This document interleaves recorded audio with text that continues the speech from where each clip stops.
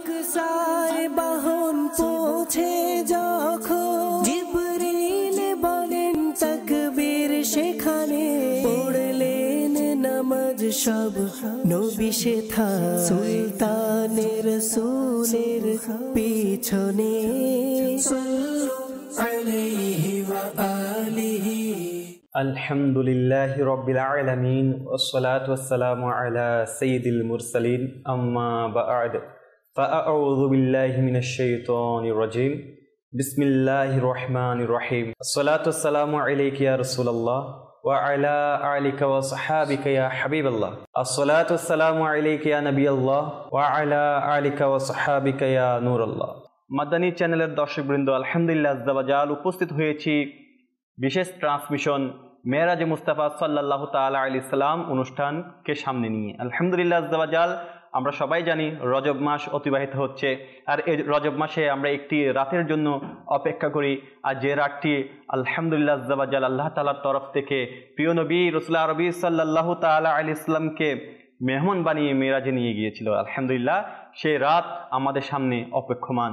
আলহামদুলিল্লাহ সেই মেরাজ রজনীকে কেন্দ্রবিন্দু করে আলহামদুলিল্লাহ আযজা ওয়া জাল আজকের এই ট্রান্সমিশন ধারাবাহিকভাবে বিভিন্ন বিষয়বস্তু নিয়ে আলোচনা করা হবে ইনশাআল্লাহ আযজা ওয়া জাল। আমরা প্রতিটি বিষয়ে মেরাজ রজনী সাল্লাল্লাহু তাআলা আলাইহি সাল্লামের বিভিন্ন দিক নিয়ে আলোচনা করব এবং ইনশাআল্লাহ আযজা ওয়া জাল এর সম্পর্কে আমরা বিস্তারিত আলোচনা শ্রবণ করব। মাদানী চ্যানেলের দর্শকগণ, আলহামদুলিল্লাহ আযজা ওয়া জাল আজ প্রথম পর্ব শুরু হয়েছে, আর এই প্রথম পর্বের যে বিষয়বস্তু রাখা হয়েছে সেই বিষয়টির নাম হলো রবের মেহমান। জি, রবের মেহমান।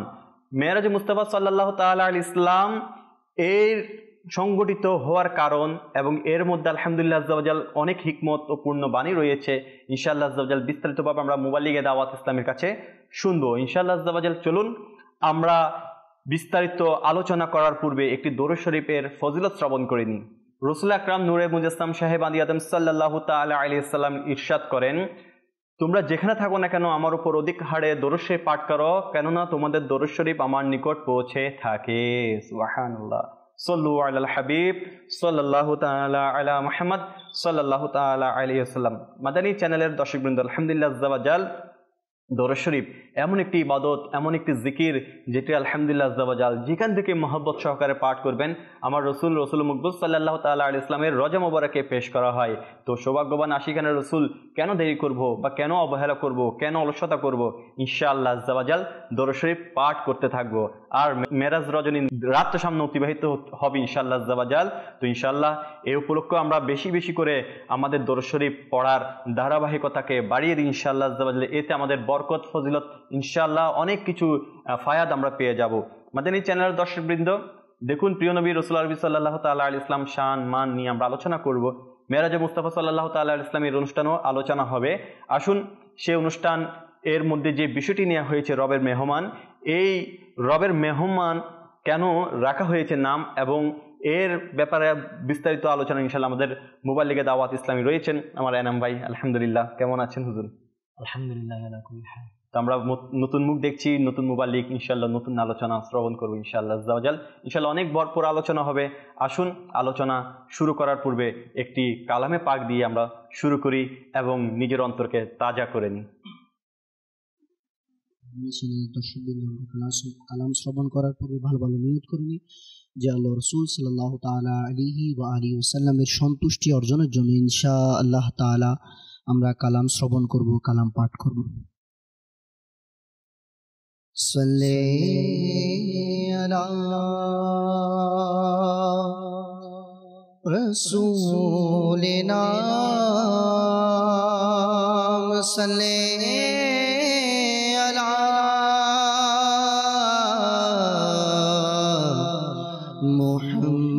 মুহাম্মাদিন সাল্লি আলা হাবিবিনা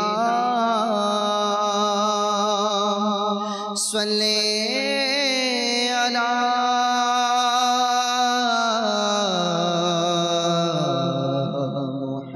মুহাম্মাদিন। মন আমার পেতে ছায়া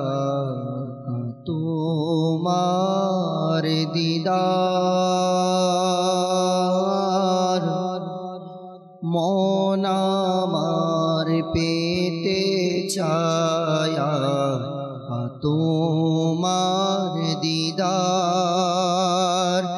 প্রিয় নবী করো পূরণ আশা আমার আকা আশা আমার মন আমার পেতে চায়া তোমার দিদার মন আমার পেতে চায়া তোমার দিদার প্রিয় নবী করো পূরণ আশা আমার পূরণ আশা আমার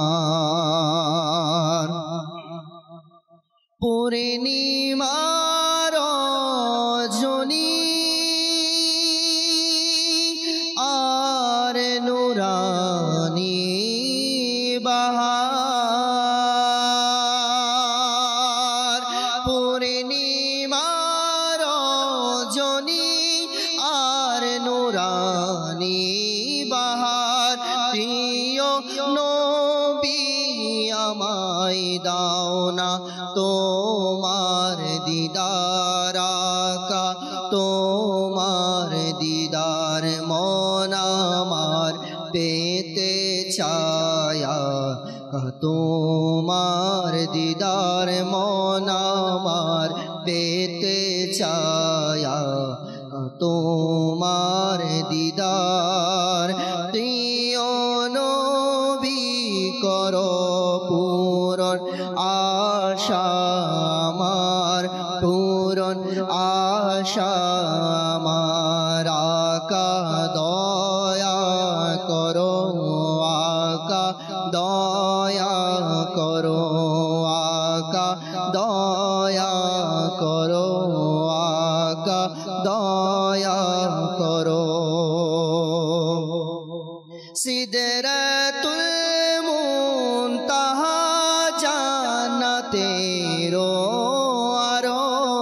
আরশ সবখানে তুমি গেলে শান শওকত সিদরাতুল মুনতাহা জান্নাতের আরশ সিদরাতুল মুনতাহা জান্নাতের আরশ সবখানে তুমি গেলে শান শওকতে এ আদম গোলামকে তুমি স্বপ্নে একবার এ আদম গোলামকে তুমি স্বপ্নে একবার প্রিয় নবী এসে তুমি দাও না দিদার আকা দাও না দিদার আকা দয়া করো আকা দয়া করো আকা দয়া করো আকা দয়া করো মন আমার পেতে চায়া তোমার দিদার মন আমার পেতে চায়া তোমার দিদার প্রিয় নবী করো পূরণ আশা আমার পূরণ আশা আমার ভাগ্য এ গোলামের সুপোষণ করো ভাগ্য এ গোলামের সুপোষণ হবে থাকবে ছবি তোমার আকা তার অন্তরে ভাগ্য এ গোলামের সুপোষণ হবে থাকবে ছবি তোমার আকা তার অন্তরে এ অদম পাপিকে যদি তুমি তুমি একবার এ অদম পাপীকে যদি তুমি একবার প্রিয় নবী এসে তোমার দাও গো দিদার আকা দাও গো দিদার আকা দয়া করো আকা দয়া করো আকা দয়া করো আকা দয়া করো মন আমার পেতে চায়া তোমার দিদার প্রিয় নবী করো পূরণ আশা আমার পূরণ আশা আমার নির্জনে জায়গায় কবর মোর নির্জনে জায়গায় কবর রাতেরো আধার নির্জনে জায়গায় কবর রাতেরো আধার কাফনে পরিহিত আছে গোলাম তোমার থাকবে সে কিভাবে কানে সাথী তার থাকবে সে কিভাবে কানে সাথী তার কবর আলোকিত করো আকা নূরে তোমার আকা নূরে তোমার মন আমার দেতে চায়া তোমার দিদার মন আমার পেতে চায়া তোমার দিদার প্রিয় নবী করো পূরণ আশা আমার পূরণ আশা আমার আল্লাহ তাআলা আমাদের সকলের আশাকে পূরণ করুক আমার প্রিয় নবী রাসূলুল্লাহ আরবি সাল্লাল্লাহু তাআলা আলাইহি ওয়াসাল্লামের ওসিলায় তার ওসিলা যার জন্য সকল কিছু সৃষ্টি মাদানী চ্যানেলের দর্শকবৃন্দ আল্লাহ তাআলা প্রত্যেক যুগেই নবী রাসূল প্রেরণ করেছেন কোন যুগ নবী রাসূলের নির্দেশনা ব্যতীত কোন আল্লাহর বান্দা আল্লাহ তাআলার আম্বিয়াদের প্রচার বাণীর হেদায়েতের থেকে বঞ্চিত ছিলেন না আলহামদুলিল্লাহ তাদের মধ্যে সর্বশ্রেষ্ঠ ও সর্বশেষ নবী হলেন আমাদের প্রিয় নবী রাসূলুল্লাহ আরবি সাল্লাল্লাহু তাআলা আলাইহি ওয়াসাল্লাম নবুয়াতের ধারাবাহিকতার এখানেই সমাপ্তি ঘটে আমার রাসূল করিম সাল্লাল্লাহু তাআলা আলাইহি ওয়াসাল্লামের আগমনের আলহামদুলিল্লাহ মাধ্যমে তিনি সাইয়্যিদুল মুরসালিন যিনি আম্বিয়াদের সরদার আলহামদুলিল্লাহ আল্লাহ তাআলা সেজন্য তো বলেন যে আমি তো আপনাকে সমগ্র জগতের জন্য রহমত স্বরূপ পাঠিয়েছি আলহামদুলিল্লাহ এটা অনেক বড় দয়া আমাদের উপর সবচেয়ে বড় দয়া হচ্ছে প্রত্যেক আম্বিয়া আলাইহিস সালামকে প্রত্যেক গোত্রে যুগে কিছু তাদের মর্যাদা দান করেছেন আমার আম্বিয়া আলাইহিস সালামদেরকে এর পাশাপাশি আলহামদুলিল্লাহ আযজা ওয়া জাল আমার নবী করিম সাল্লাল্লাহু তাআলা আলাইহি ওয়াসাল্লামকেও মর্যাদা বরঞ্চ আরো বেশি মর্যাদা দান করেছেন আর এর চেয়ে সবচেয়ে বড় মর্যাদা হচ্ছে যেটি অন্যতম সেটি হচ্ছে মেরাজ জি মেরাজ হচ্ছে আমার নবী করিম সাল্লাল্লাহু তাআলা আলাইহি ওয়াসাল্লামের মর্যাদার মধ্যে সবচেয়ে অন্যতম এই মেরাজের মধ্যে সকল কিছু ফুটে উঠেছে না মুসা আলাইহিস সালাম আল্লাহকে দেখতে চেয়েছিলেন আল্লাহ তাআলা সাথে কথা বলতে চেয়েছিলেন এবং আরো অনেক ঘটনা অনেক আম্বিয়ার সাথে ঘটেছেন আলহামদুলিল্লাহ আযজা ওয়া জাল সকল কিছু মেরাজের মধ্যে আল্লাহ তাআলা এক দৃশ্যের মধ্যে বা একটি ঘটনার মধ্যে সকল কিছুই সম্পূর্ণ করে দিয়েছেন আম্বিয়াদের সাথে অন্যান্য আম্বিয়াদের সাথে যা কিছু ঘটেছেন সকল কিছু আমার নবীর সাথে এক রাতেই সংগঠিত হয়েছে আলহামদুলিল্লাহ আযজা ওয়া জাল সেই মেরাজ রজনী নিয়ে আলহামদুলিল্লাহ আযজা ওয়া জাল আজকের আলোচনা হবে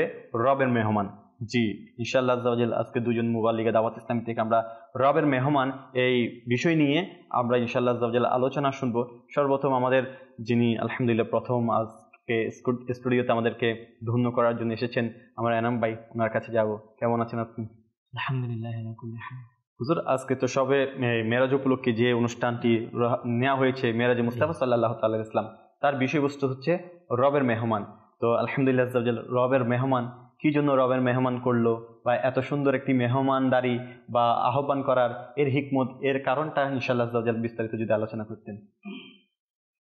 আলহামদুলিল্লাহি রাব্বিল আলামিন ওয়াসসালাতু ওয়াসসালামু আলা সাইয়্যিদিল মুরসালিন আম্মা বা'দ ফাআউযু বিল্লাহি মিনাশ শাইতানির রাজীম বিসমিল্লাহির রহমানির রহিম। আলহামদুলিল্লাহ, আল্লাহ তাআলার দয়া হয়েছে জীবনে আরো একবার পবিত্র রজবুল মুরাজ্জব পাওয়ার সৌভাগ্য নসিব হয়েছে। আলহামদুলিল্লাহ। পবিত্র রজবুল মুরাজ্জব চলমান রয়েছে, আমরা অবগত আছি। যখনই রজবুল মুরাজ্জব এর আগমন হয়, মিরাজে মুস্তাফা সাল্লাল্লাহু আলাইহি ওয়াসাল্লাম এর ঘটনার কথা স্মরণে এসে যায়। জি, আলহামদুলিল্লাহ, আল্লাহ তাআলা তার বান্দাদের হিদায়াতের জন্য, পথ প্রদর্শনের জন্য অসংখ্য আম্বিয়ায়ে কেরাম আলাইহিমুস সালাম প্রেরণ করেছেন। জি, এক একজন নবীকে এক একটি মুজিজা দান করা হয়েছে। আমাদের প্রিয় নবীর মর্যাদা এটা যে অন্যান্য আম্বিয়ায়ে কেরাম আলাইহিমুস সালামকে যে সকল মুজিজা সমূহ দান করা হয়েছিল, ওই সকল মুজিজা আমাদের প্রিয় নবীকে দান করা হয়েছিল। সুবহানাল্লাহ। বরং অন্যান্য নবীগণ আলাইহিমুস সালামকে অনেক মুজিজা দেওয়া হয়নি, যেগুলো আমাদের প্রিয় নবীকে দান করা হয়েছে। সুবহানাল্লাহ, কিয়া বাত। তন্মধ্যে অন্যতম একটি মুজিজা হচ্ছে মিরাজে মুস্তাফা সাল্লাল্লাহু আলাইহি ওয়াসাল্লাম। মিরাজ, লফজে মিরাজ যদি এটার আবিধানিক অর্থ আমরা দেখি, তো আমরা জানতে পারি মিরাজ এর শাব্দিক কয়েকটি অর্থ আছে। জি, সিঁড়ি, মই, উপরে উঠার, ঊর্ধ্বগমন। জি। জি, তন্মধ্যে অন্যতম একটি গুরুত্বপূর্ণ অনুবাদ হচ্ছে, অর্থ হচ্ছে এমন উন্নত পর্যায়ের মর্যাদা অর্জন করা যা অন্য কারো অর্জন হয় না। আল্লাহু আকবার। আর মিরাজ এটি আমাদের প্রিয় নবী সাল্লাল্লাহু আলাইহি ওয়াসাল্লামকে আমার আল্লাহ তাআলা এমন অনুগ্রহ করেছেন, এমন দয়া করেছেন, যে মুজিজা আর অন্য কাউকে দেওয়া হয়নি এবং ভবিষ্যতে হবেও না। সুবহানাল্লাহ, আল্লাহু আকবার। তো আল্লাহ তাআলার অনেক বড় দয়া হয়েছে যে সেই মিরাজে মুস্তাফা সাল্লাল্লাহু আলাইহি ওয়াসাল্লাম অনুষ্ঠানকে কেন্দ্র করে আজ রবের মেহমান এই বিষয়টি নির্ধারণ করা হয়েছে। তো রবের মেহমান এই বিষয়টি নির্ধারণ করার একটি উদ্দেশ্য হচ্ছে এই যে আজকের অনুষ্ঠানের মাধ্যমে আমরা জানতে পারবো যে মেরাজে মুস্তাফা সাল্লাল্লাহু আলাইহি ওয়াসাল্লাম এর পূর্বে জি, মক্কার অমুসলিমগণ প্রিয় নবী সাল্লাল্লাহু আলাইহি ওয়াসাল্লাম এর উপর কেমন নির্যাতন, অত্যাচার, নিপীড়ন করেছিল। আল্লাহ। কিন্তু এরপরেও প্রিয় নবী সাল্লাল্লাহু আলাইহি ওয়াসাল্লাম ইসলামের দাওয়াত, প্রচার, প্রসারের উপর মশগুল ছিলেন। সুবহানাল্লাহ। এবং দেখতে দেখতে নবুয়ত ঘোষণার 10ম বছর কিংবা মতান্তরে 11 বছরে প্রিয় নবী সাল্লাল্লাহু আলাইহি ওয়াসাল্লামকে আমার আল্লাহ তাআলা মিরাজ নামক এই অনুগ্রহ দান করেছেন। সুবহানাল্লাহ। অর্থাৎ রবের মেহমান বানিয়ে নিয়ে গিয়েছেন। রবের মেহমান বানিয়ে নিয়ে গিয়েছেন। জি, মাশাআল্লাহ। ইনশাআল্লাহ তাআলা এই বিষয়ে আমরা আরো বিস্তারিত। জি, অবশ্যই। দেখুন মাদানী চ্যানেল দর্শকবৃন্দ, আমরা প্রথমত একটি ভূমিকার মাধ্যমে জানতে পেরেছি যে মেরাজের যে সুসংবাদ মেহমান বানিয়েছেন সেটি কখন? নবুয়াত প্রকাশের 10ম মতান্তরে 11তম বছরেই কি করা হয়েছে? মেরাজের সুসংবাদ জানিয়েছেন। আচ্ছা মাদানী চ্যানেল দর্শকবৃন্দ, মেরাজের সুসংবাদটা জানানোর কারণ, এর পিছনে ইনশাআল্লাহ আজ্জা ওয়া জাল কি কারণ ছিল, কি হিকমত ছিল, কি শান্তি প্রশান্তির কারণ ছিল, সেটিও আমরা বিস্তারিত শুনবো। শুধু এটাই বলবো যে দেখুন, আমাদের যখন মন খারাপ থাকে, আমরা যখন কোনো কিছুতে একটু চিন্তিত হয়ে যাই, উদাসীন হয়ে যাই, তখন আমাদের বন্ধু আমাদেরকে কি বলে, আসো একটু ঘুরে আসি, কোথাও থেকে বেরিয়ে আসি, একটু রিফ্রেশ করার জন্য একটু সাগর পাড়ে যাই বা একটু পাহাড়ে চলে যাই, একটু গাছ, প্রাকৃতিক যে সৌন্দর্য আছে এগুলো আমরা দেখতে যাই না? এগুলা দেখলে একটু কি হয়, মন ভালো হয়, আলহামদুলিল্লাহ, অন্তর খুশিতে আত্মহারা হয়ে যায়। কিন্তু আমার রসুল আম্বিয়াদের সর্দার, উভয় জগতের মালিক ও মুক্তার, তিনার তো সকল কিছু আলহামদুলিল্লাহ যা রসুলেই বানানো হয়েছে। সেই নবী করিম সাল্লাল্লাহু তাআলা আলাইহি ইসলামের কথা যখন আসবে, তিনাকে মেরাজ করা হয়েছে, এই বিষয়ে ইনশাআল্লাহ আজ্জা ওয়া জাল কি জন্য মেরাজ করা হয়েছে আমরা ইনশাআল্লাহ আমাদের কাউসার ভাইয়ের কাছ থেকে আমরা বিস্তারিত শুনবো ইনশাআল্লাহ। জি কাউসার ভাই, কেমন আছেন? আলহামদুলিল্লাহ, আপনি কেমন আছেন? আছি আলহামদুলিল্লাহ। আজ মিরাজ মুস্তাফা সাল্লাল্লাহু আলাইহি ওয়াসাল্লাম অনুষ্ঠানটিতে আপনাকে আমন্ত্রণ জানানো হয়েছে। মাশাআল্লাহ, আমি খুব খুশি আনন্দিত তো আপনাকে পেয়ে। তো কি বলবেন আপনি ইনশাআল্লাহ দর্শকদের উদ্দেশ্যে? শুকরিয়া জ্ঞাপন করছি আমাদের চ্যানেল মুসলিশের প্রতি, যারা বিভিন্ন দায়িত্বরত আছে। জি, কেননা আল্লাহ পাকের বড় দয়া যে পবিত্র মাস সম্পর্কে মাশাআল্লাহ আমাদের নাম হুজুর একটু বললেন। জি, তো এই পবিত্র মাসের মধ্যে এমন একটি স্পেশাল ট্রান্সমিশন নিয়ে এসেছেন, যেটি আলহামদুলিল্লাহ শবে মেহরাজ এর অনুষ্ঠান, ইনার বিষয় সম্পর্কে আলহামদুলিল্লাহ আলোচনা হবে। কেননা শবে মেহরাজ এটি এমন একটি বিষয় যেটি আসলে আমাদের ঈমানের সাথে একেবারেই পাকাপোক্তভাবে জড়িত। অবশ্যই। তো এরকম একটা বিষয়ে একেবারে খুঁটিনাটি বিশ্লেষণ জানার সৌভাগ্য হয়তো বা কিছুটা হলেও আলহামদুলিল্লাহ এই স্পেশাল ট্রান্সমিশনের মাধ্যমে আলহামদুলিল্লাহ আমাদের যারা বাংলা ভাষার বোঝার এবং বলে থাকেন তাদের এটা জানার কিছুটা সৌভাগ্য হবে।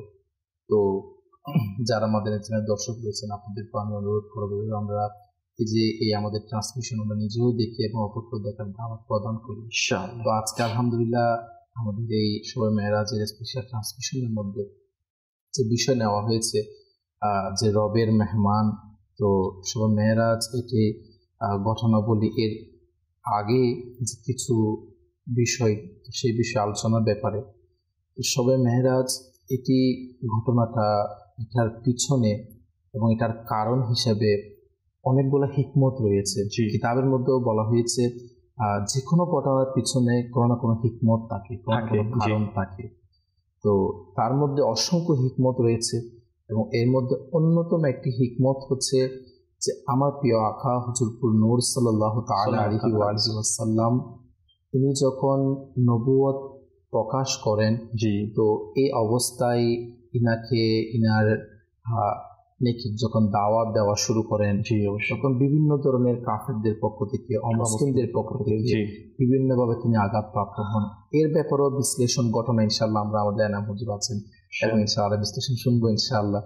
তো পাশাপাশি ইনার খুবই একেবারে জন্মের পর থেকে নিয়ে ইনার বিপদ আপদে ইনার প্রতিটা সময় যিনি পাশে থাকতেন, পাশাপাশি ইনি যখন যুবক হয়েছেন এই সময়েও যে সত্তা ইনাকে তার শরীর, দম, মন সবকিছু দিয়ে যিনাকে সাহায্য সহযোগিতা করেছিল, ইনারও দুনিয়া থেকে পর্দা করার কারণে ইনার যে মন ব্যতীত হওয়া, এটাকে সান্ত্বনা দিতে আমার আকা সাল্লাল্লাহু আলাইহি ওয়াসাল্লামকে মন খুশি করার নিয়তে এই যে শবে মেহরাজ এটার একটা আল্লাহ পাক হিকমত রেখেছেন। মাশাআল্লাহ, ইনশাআল্লাহ এটা সম্পর্কে বিশ্লেষণ ইনশাআল্লাহ আমরা। কাসবের মন, আপনার যখন মন খারাপ হয় আপনি কি করেন?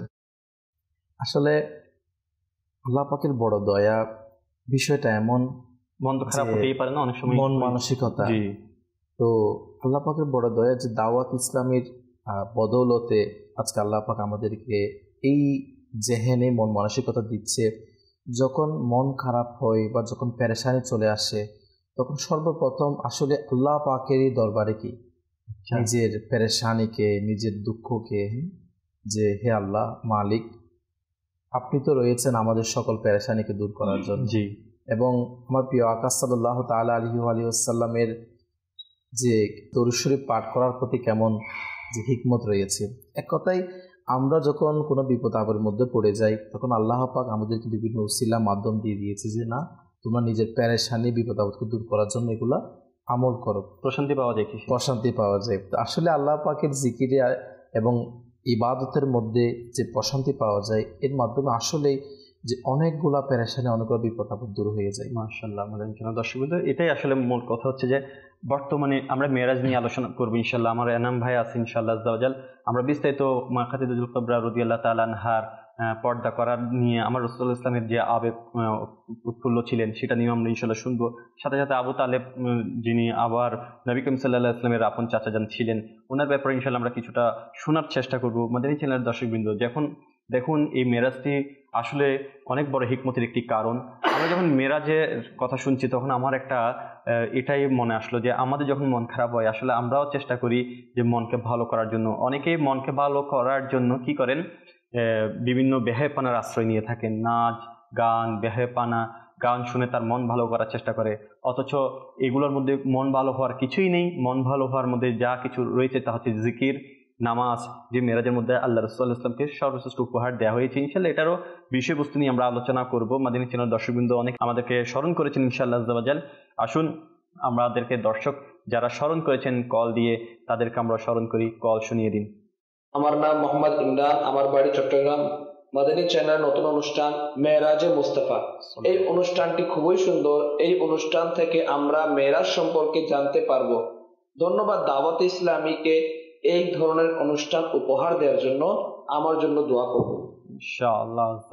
আল্লাহ তাআলা আপনাকে শাদ ও আবাদ রাখুক, মাদানী চ্যানেল দেখার তৌফিক নসিব এবং ইনশাআল্লাহ দাওয়াত ইসলামের সাথে সম্পৃক্ত থাকার তৌফিক নসিব করুক। পরবর্তী কল শুনিয়ে দিন। আমার নাম সবুজ মিয়া, কিশোরগঞ্জ জেলা থেকে। মাদানী চ্যানেল অনুষ্ঠান আমার খুবই ভালো লাগে। আমি মাদানী চ্যানেল থেকে গজল শুনতে চাই, সানি ওয়াসি নেওয়ালে। ইনশাআল্লাহ গজল শোনানো হবে ইনশাআল্লাহ আযজা ওয়া জাল। পরবর্তী কল। আমার নাম মাহমুদ, আমার বাড়ি সৈয়দপুর। মাদানী চ্যানেলের অনুষ্ঠান মেরাজে মুস্তাফা, এই অনুষ্ঠানটি খুবই সুন্দর। এই অনুষ্ঠান থেকে আমরা মেরাজ সম্পর্কে জানতে পারবো। ধন্যবাদ দাওয়াত ইসলামীকে এই ধরনের অনুষ্ঠান উপহার দেওয়ার জন্য। আমার জন্য দোয়া করবেন ইনশাআল্লাহ। জি, পরবর্তী কল।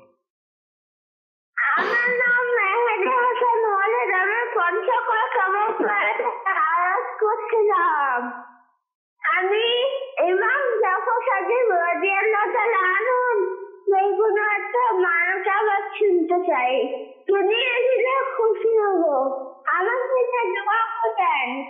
মাশাআল্লাহ, ছোট মাদানী মুন্না বাচ্চার কল এসেছে, খুব সুন্দর করে ইমাম জাফর সাদিক রাহমাতুল্লাহি তাআলা আলাইহির ভালোবাসা প্রকাশ করেছেন। দেখুন দাওয়াত ইসলামের কেমন বাহার, ছোট ছোট বাচ্চাদেরকেও আল্লাহর ওলিদের ভালোবাসায় একেবারে মুগ্ধ করে দিচ্ছে না। ছোট ছোট বাচ্চাদের থেকে শুরু করে যেখানে আমরা ভালো করে গৌসে পাক বরফির আব্দুল কাদের জিলানী রাহমাতুল্লাহি তাআলা আলাইহির জীবনী জানি না, যেখানে ভালো করে আমরা খাজা মঈনুদ্দিন চিশতি আজমির রাহমাতুল্লাহি তাআলা আলাইহির জীবনী সম্পর্কে বেশি কিছু একেবারে জানি না। মোটামুটি তিনাদের শান শকত জানি, শুনতে শুনতে যা শুনেছি।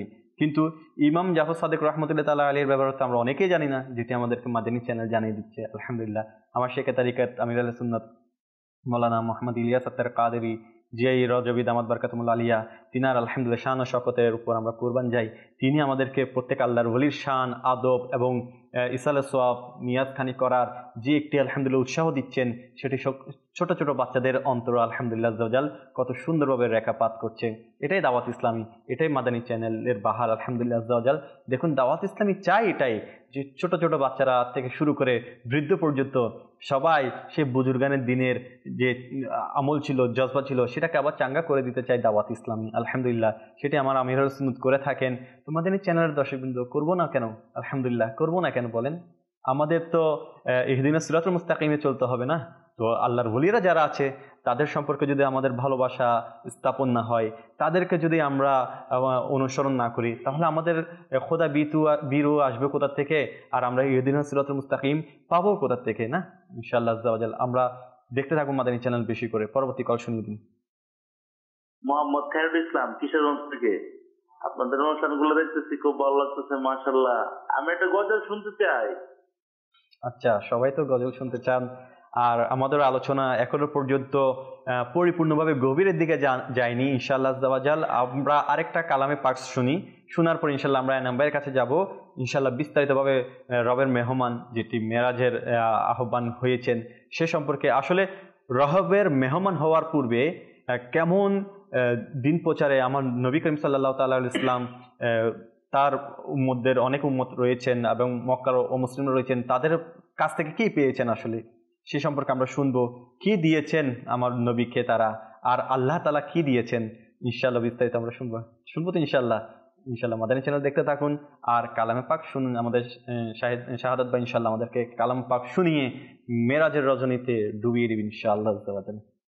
जर प्रियो नाम मुस्तफा सल्ले अला মুহাম্মাদি যার প্রিয় নাম মুস্তাফা সাল্লি আলা মুহাম্মাদিন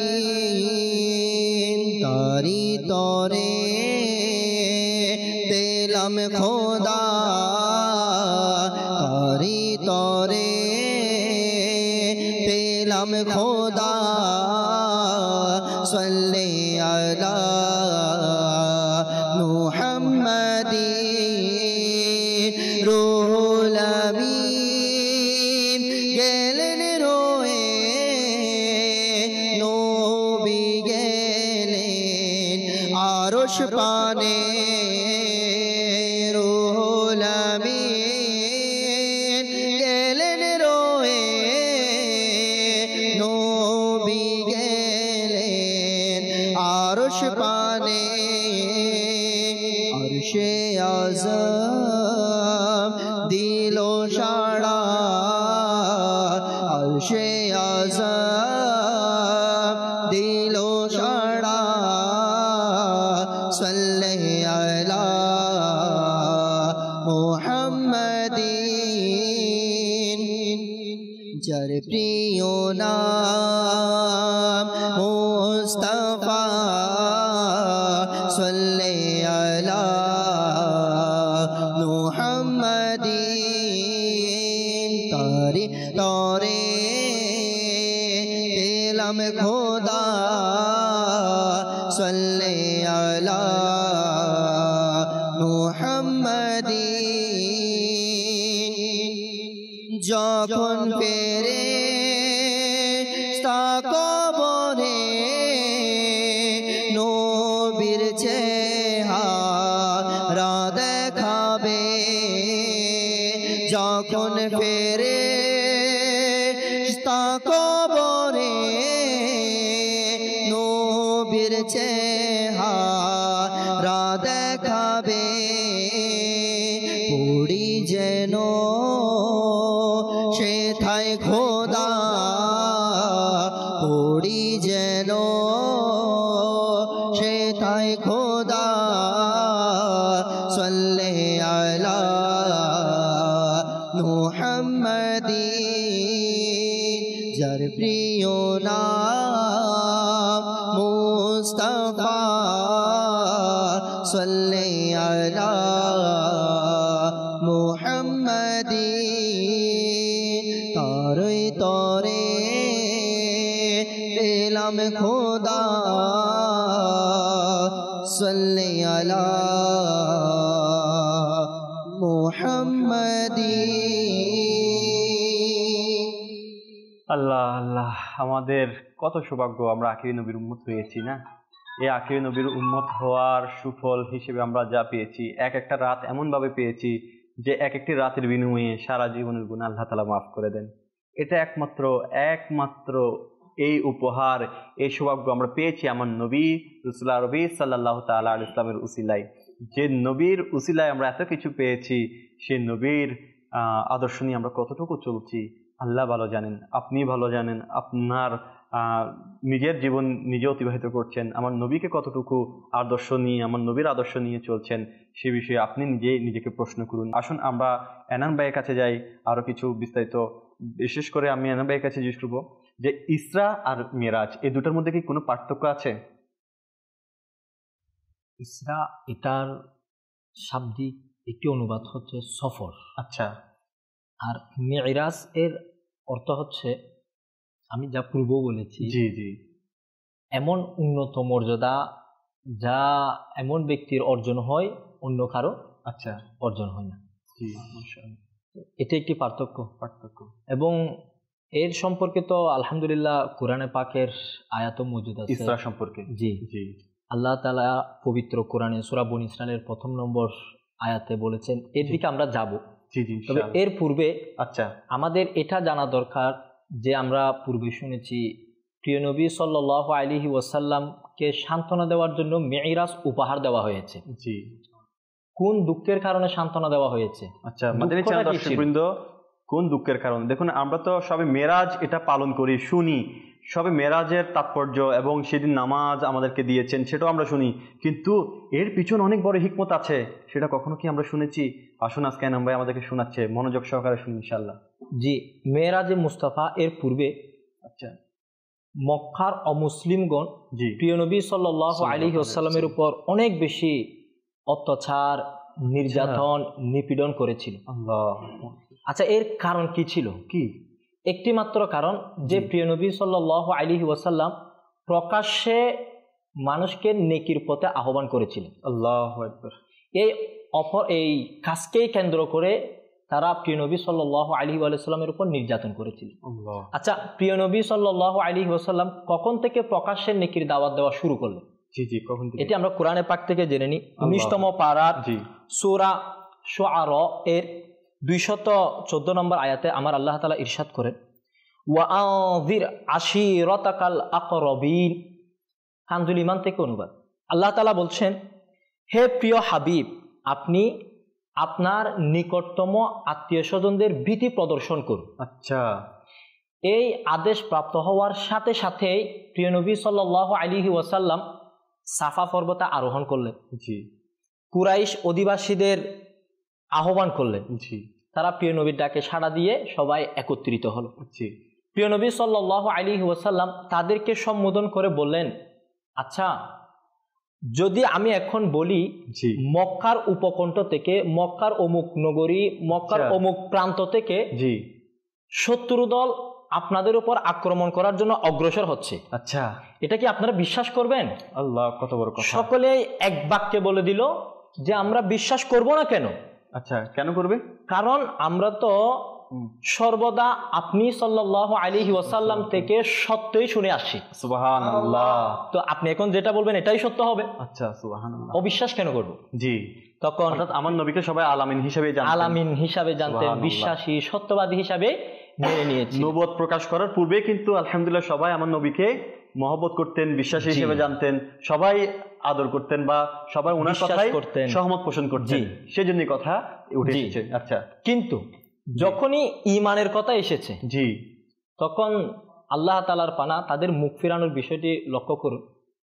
প্রিয় নবী সাল্লাল্লাহু আলাইহি ওয়াসাল্লাম তাদেরকে সম্বোধন করে বললেন, যদি তোমরা আমার উপর মানে রাসূলের উপর ঈমান না আনো, তোমাদের উপর আল্লাহর আযাব অবতীর্ণ হবে। আল্লাহু আকবার।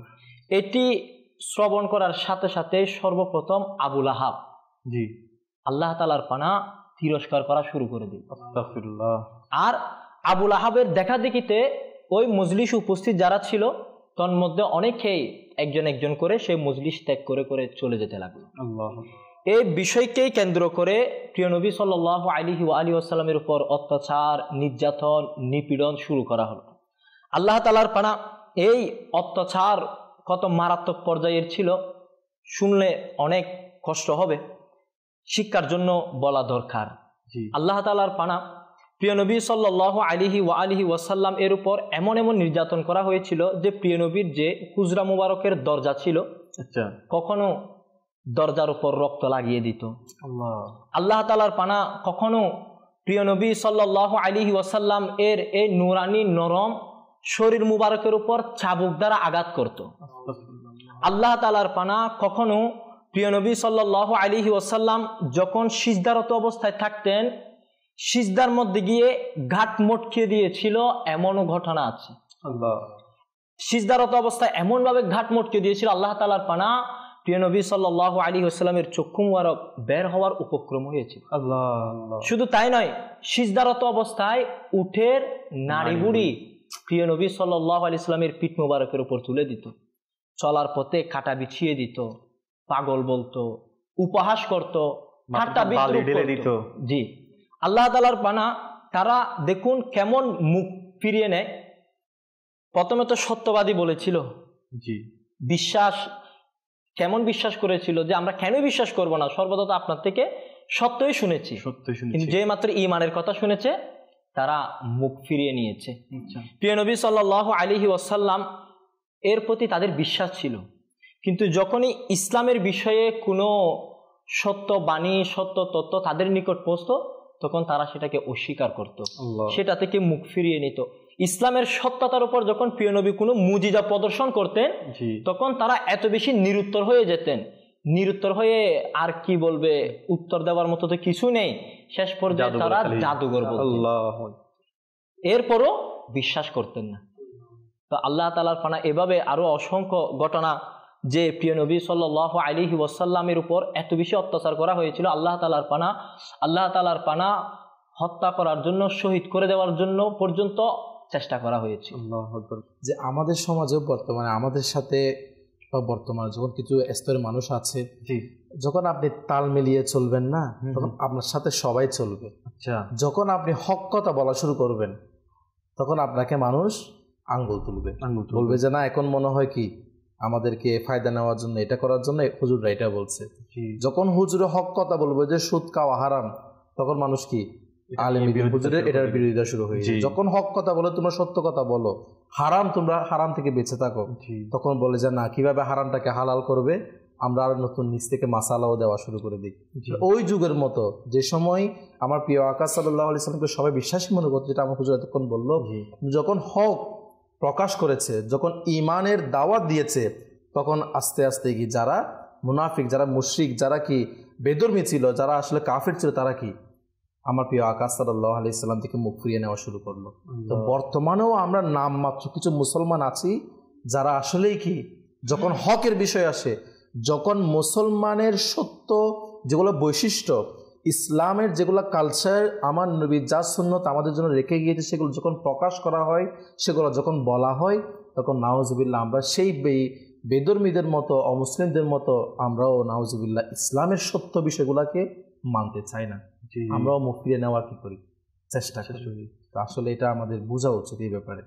জি, মাদানী চ্যানেল দর্শক খুব সুন্দরভাবেই বলেছেন। আসলে আমরা আমাদের মুসলমান তো আলহামদুলিল্লাহ সবসময় খোদা বিরতিই থাকে। আমার এনাম ভাই প্রথম বলেছিলেন কি, সে দাওয়াত দেওয়ার জন্য আল্লাহ তাআলা খোদা ভীতির দাওয়াত দেওয়ার কথা কোরআনে উল্লেখ করেছেন। আচ্ছা, খোদা ভীতির দাওয়াত দিয়েছেন, যারা খোদাকে ভয় করবে না, আল্লাহর সামনে দাঁড়াতে ভয় করবে, আল্লাহ তাআলা তাদের জন্য দুটি জান্নাত রেখেছেন। আলহামদুলিল্লাহ, সূরা আর-রহমানে এই আয়াতে কারিমাটা বর্ণিত আছে না, যে ব্যক্তি আল্লাহ তাআলাকে ভয় করবে তার জন্য দুটি কি জান্নাত। তো এই জন্য আমরা বলবো যে আল্লাহকে ভয় করা দরকার আছে, ভয় করতে হবে। আর ভয় করলে আলহামদুলিল্লাহ প্রেম মিশ্রিত ভয় করবো ইনশাআল্লাহ, যে ভয়ের কারণে আল্লাহ তাআলার নৈকট্য হাসিল করতে পারবো। পাশাপাশি দেখুন, আমরা মুসলমান তো আছি না, আমার কাউসার ভাই বললো যে আমরা আসলে শয়তান আমাদেরকে ধোঁকা দেয়, শয়তান চায় না আমরা ভালো কাজে নিজেকে ব্যস্ত রাখি। তো আমাদেরকে নিজেদেরকে ভালো কাজে ব্যস্ত রাখার জন্য ভালো কিছুতে নিজেকে ব্যস্ত রাখতে হবে। কিভাবে? যে আলহামদুলিল্লাহ অনেকে এখন আমাদেরকে সোশ্যাল মিডিয়াতে দেখছেন, মাদানী চ্যানেল, এখন স্ক্রলের যুগ, আপনি চাইলে বৃদ্ধ আঙ্গুল এটাই রয়েছে না, আপনি টাচ করবেন, স্ক্রল করবেন, আর নানা ধরনের ইয়াতে আপনার ভিডিও আপনার সামনে আসতে থাকবে। তো আপনার ইমান, আপনার আকায়েদকে আপনি প্রশ্ন করেন, আপনি কোন দিকে যাচ্ছেন, কোন পথে আপনাকে নিয়ে যাচ্ছে। এখন তো এই যে অ্যান্ড্রয়েড সেট যেটা আমরা ইউজ করি না, স্মার্টফোন, এটা তো সুফিকেও ডুবিয়ে দিচ্ছে, এটাকেও নেককারকেও ডুবিয়ে দিচ্ছে, এটা বদকারকেও তো আরও ডুবাচ্ছে না। যখন এটা আমরা হাতে নিয়ে বসি, আমাদেরকে শয়তান একটা অজানা জায়গায় নিয়ে চলে যায়। আমাদের সামনে যখন ভিডিও আসতে থাকে একটার পর একটা আমরা দেখতে থাকি। তো মাদানী চ্যানেল দর্শকবৃন্দ, এগুলো থেকে বাঁচার জন্য মাদানী চ্যানেল দেখতে থাকুন। মাদানী চ্যানেল আলহামদুলিল্লাহ আজ্জাওয়াজাল অনেক ধরনের প্রোগ্রাম হয়ে থাকে, দেখতে থাকুন। যে আলহামদুলিল্লাহ এখন অনেকে ভিউয়ার্স রয়েছে, আমাদেরকে দেখছেন, অনেকে আলহামদুলিল্লাহ আজ্জাওয়াজাল কমেন্টও করেছেন। আসুন আমরা তাদের কমেন্ট পড়ি ইনশাআল্লাহ আজ্জাওয়াজাল, তাদেরকে উৎসাহ দেওয়ার এবং আমাদেরকে উৎসাহ দিয়েছেন, সেটার জন্য ইনশাআল্লাহ আমরা কিছু কমেন্টও আছে, এগুলো পড়ি। যে যারা আলহামদুলিল্লাহ কমেন্ট করছেন, যে আমার সানি ভাই ওয়াচিংয়ে আছে, নূর হোসেন ভাই ওয়াচিংয়ে আছেন, উম্মা বিহা ওয়াচিংয়ে আছেন, আলহামদুলিল্লাহ শাহাদাত হোসেন ভাই ওয়াচিংয়ে আছেন। তারপর একজন ইসলামী বোন মনে হয় লিখেছেন মাশাআল্লাহ। একজন লিখেছেন, আমি একজন ইসলামী বোন, আমার নাম বিনতে মুখসিদুল ইসলাম, আমার জন্য দোয়া করবেন। আমি মাদানী চ্যানেল খুব পছন্দ করি, সময় পেলেই দেখার চেষ্টা করি এবং অপরকে দেখার জন্য অনুরোধ করি। সুবহানাল্লাহ। মিরাজ লিখেছেন মাশাআল্লাহ। মোহাম্মদ শাহ আলম লিখেছেন আসসালামু আলাইকুম। ওয়ালাইকুম আসসালাম। মদিনা ওমান থেকে মাশাআল্লাহ, সুবহানাল্লাহ, বেশাক মাশাআল্লাহ, উনি ওমান থেকে দেখছেন। ওমানের অনেক ইসলামী ভাই আছে আলহামদুলিল্লাহ, দিনের খেদমত করছেন এবং মাদানী চ্যানেল আলহামদুলিল্লাহ অনেকে ওমান থেকে দেখেন, অন্য সব মেসেজ আমাদেরকে দেন, আমরা সিন করি আলহামদুলিল্লাহ। এনামাত্তারি মাশাআল্লাহ। এনাম আত্তারি ভাইকে মোবারকবাদ। আলহামদুলিল্লাহ অনেক খুশি হলাম। জি, আমরাও অনেক খুশি হয়েছি এনাম ভাইকে পেয়ে। আজকে প্রথমবার এনাম ভাই মাদানী চ্যানেলের গেস্ট হিসেবে এসেছেন। ইনশাআল্লাহ পরবর্তীতে আরও দেখবেন, ইনশাআল্লাহ আরও মাদানী ফুল নিয়ে আপনাদের সামনে উপস্থিত হবে। দোয়া করবেন আল্লাহ তাআলা আমার এনাম ভাইকে নজরাবাদ থেকে হেফাজত করুক, আমিন। আসুন আলোচনার মাঝে মাঝে আমরা নিজেকে একটু নবী করিম সাল্লাল্লাহু তাআলা ইসলামের ভালোবাসায় নিজেকে বিভোর রাখার জন্য নাতে মুস্তাফা সাল্লাল্লাহু তাআলা আলাইহি ইসলাম শ্রবণ করে থাকি। আসুন শাহাদাত ভাইকে বলবো, অনুরোধ করবো আরেকটি আমাদেরকে কালামে পাক শুনিয়ে দেওয়ার জন্য। क्या बताऊं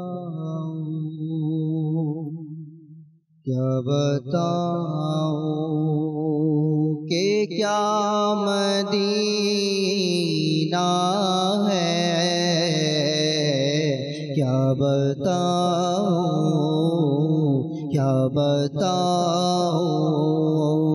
कि क्या मदीना है, बस मेरा मदीना है, क्या बताऊं। उठ के जाओ कहाँ मदीने से, उठ के जाओ कहाँ मदीने से, क्या कोई दो सरा मदीना है, क्या कोई दो सरा मदीना है, क्या बताऊं। उसकी आँखों का नूर तो देखो वल्लाह, उसकी आँखों का नूर तो देखो, जिसका देखा हुआ मदीना है, जिसका देखा हुआ मदीना है, क्या बताऊं, क्या बताऊं कि क्या मदीना है आका, क्या बताऊं कि क्या मदीना है, बस मेरा मुद्दा मदीना है,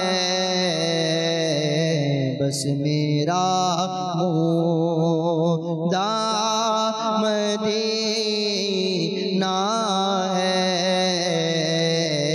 क्या बताऊं।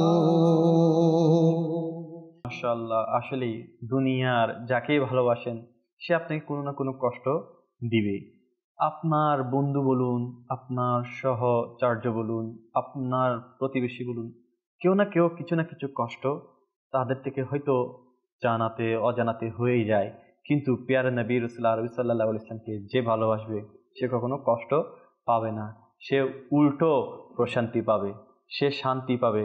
মেরাজে মুস্তাফা সাল্লাল্লাহু তাআলা আলাইহি ওয়াসাল্লামকে ভালোবাসার আশিক কখনো দুনিয়া তাকে কষ্ট দিতে পারে না, সে দুনিয়ার কষ্টকে কখনো গায়ে লাগায় না। আমার রসুলের ভালোবাসায় পড়ে অন্যরা যদি কষ্ট দেয় তাকে মাফ করে দেয়, তার কষ্টকে তোয়াক্কাই করে না। হ্যাঁ মাদানী চ্যানেল দর্শকবৃন্দ, যে আমার রসুল সাল্লাল্লাহু তাআলা ইসলামের ভালোবাসায় নিজেকে বিভোর করে দিয়েছে, সে তার কারো কষ্টকে আর তোয়াক্কাই করে না। এই কষ্ট নেওয়ার তার সময় কই, সে নবীকে ভালোবাসতে বাসতে তো তার দিন পার করে দিচ্ছে। কি বলেন কাউসার ভাই? আসলে আমার প্রিয় আকা সাল্লাল্লাহু তাআলা আলাইহি ওয়াসাল্লামের ভালোবাসা এটা এমন একটা আল্লাহ পাকের বড় নিয়ামত, যেটা আল্লাহ পাকের দয়ায় আসলে নসিব হয়ে থাকে। কেননা দেখেন সব মেরাজ এটা এমন একটা আল্লাহ পাকের বড় দয়া। আমার প্রিয় আকা সাল্লাল্লাহু তাআলা আলাইহি ওয়াসাল্লাম এর মতো একজন নবী আমরা পেয়েছি, আলহামদুলিল্লাহ। মাশাআল্লাহ, সবে মেরাজের যে হিকমত সম্পর্কে আছে আমরা আলোচনা করছি, যে আমার প্রিয় আকা সাল্লাল্লাহু তাআলা আলাইহি ওয়া সাল্লামের ব্যতীত মনকে শান্ত দেওয়ার জন্য আমার প্রিয় আকা সাল্লাল্লাহু আলাইহি সাল্লাম এই যে সবে মেরাজ সে বিষয়ে বলা, মাশাআল্লাহ আমার হুজুর এনাম হুজুর শুরু করেছেন, ইনশাআল্লাহ তিনি সে বিষয়ে শেষ করবেন। তো আমি তার এখান থেকে একটা পয়েন্ট আমি ইনশাআল্লাহ একটা বিষয় তুলে ধরবো। দেখেন কয়েকটা পয়েন্ট। একটা হচ্ছে যে আল্লাহ পাকের বড় দয়া, যে আল্লাহ পাকের যারা অন্যান্য নবী আম্বিয়া কেরাম রয়েছে এনারাও কিন্তু দুনিয়াতে অনেক পেরেশানি অনেক বিপদ আপদের সম্মুখীন হয়েছে। তো আল্লাহ পাক ওনাদেরকে বিভিন্নভাবে তাদেরকে সান্ত্বনা, তাদেরকে আল্লাহ পাক কি করেছেন, খুশি করেছেন। কিন্তু দেখেন আমার প্রিয় আকা সাল্লাল্লাহু তাআলা আলাইহি ওয়া সাল্লামের যখন সান্ত্বনা দেওয়ার ব্যাপার এসেছে তখন আল্লাহ পাক নিজেই আমার আকা সাল্লাল্লাহু আলাইহি ওয়াসাল্লামকে মেহমান বানিয়ে সুবহানাল্লাহ। সান্ত্বনা দেওয়ার মানে ধরনটাই আলাদা। মানে আমার নবীর শান ও মান এটা সবে মেরাজের মাধ্যমে প্রকাশ পায় আলহামদুলিল্লাহ। এবং একটা বিষয় দেখেন, এখান থেকে একটা শিক্ষা আমরা সাধারণ আমাদের জন্য নিতে পারি, সেটা হচ্ছে আমাদের মধ্যেও আমাদের ভাই, আমার আপনার আত্মীয় স্বজন, আমার আপনার বন্ধু বান্ধব অনেকেও বিভিন্ন পেরেশানগ্রস্ত হয়, অনেকে বিভিন্ন বিপদগ্রস্ত হয়। তো আমার আল্লাহ পাক আমাদেরকে শিক্ষা দিয়ে দিয়েছে তার হাবিবকে সান্ত্বনা দেওয়ার মাধ্যমে আমরাও যেন ঠিক সেরকম সমবেদনা জ্ঞাপন করি। কোনো বন্ধু, কোনো আমার ভাই সে বিপদের মধ্যে গ্রেফতার হয়েছে, সে দেখছি সে পেরেশানগ্রস্ত, সে দেখছি সে বিভিন্ন একটা মুসিবতের মধ্যে রয়েছে, আমি তার পাশে কোনো কারণে আঘাতপ্রাপ্ত হয়েছে, আমি তার পাশে যাই। আজকে বর্তমানে দেখা যায় কি জানেন, বর্তমানে সমবেদনা জ্ঞাপনকারীর অভাব পড়ে না। কাদের? যাদের সম্পদের অডেল রয়েছে, অডেল সম্পদ যাদের, তাদেরকে সমবেদনা জ্ঞাপন দেওয়ার জন্য শোকাহত হয়ে গেলে সমবেদনা জ্ঞাপন দেওয়ার জন্য মানুষের লাইন ধরে, যাদের সম্পদের শেষ নেই। আবার অন্যদিকে যাদের হয়তো সম্পদ নেই, যাদের হয়তো বা ধন দৌলত নেই, ওই গরিব দুঃখী ভাই যখন বিপদ আপদের মধ্যে পেরেশানিতে গ্রেফতার হয়ে যায়, কারণে কষ্ট পায়, তখন আমাদের মতো অনেক সম্পদশালী আমরা রয়েছি যারা আসলে ওই দুঃখী ভাইয়ের কাছে গিয়ে সমবেদনা জ্ঞাপন করা, খুশি করা, সেটা আমাদের সময় হয় না। হ্যাঁ, সময় হয় যাদের কাছে গেলে আমি কিছু পাবো, যাদের কাছে গেলে আমার একটু নাম হবে, আমার এক বেনিফিট হবে, তাদের কাছে গিয়ে তাদের বিপদ আপদে আমরা সমবেদনা জ্ঞাপন করি। কিন্তু আসলে আমরা যে গরিব দুঃখী যাদেরকে আসলে আল্লাহ পাকে যাদের বিপদে গিয়ে পেরেশানিতে গিয়ে কেউ সাহায্য করে, তাদের থেকে যে দোয়া পাওয়া যাবে আসলে সেটা থেকে আমরা মেহরুম থাকি। তাই আমাদের এই বিষয়ে একটু মাদানী সেন্টার শ্রোতাদেরকে আজকে সবে মেরাজের ঘটনা নিয়ে আলোচনা হচ্ছে এবং সবে মেরাজের পিছনে যে একটি হিকমত সম্পর্কে বলা হচ্ছে। আমার আকা সাল্লাল্লাহু আলাইহি সাল্লাম যখন ব্যতীত হয়েছিলেন তখন তার মনকে সান্ত্বনা দেওয়ার জন্য আমার আল্লাহ পাক সবে মেরাজ এটি ঘটিয়েছেন।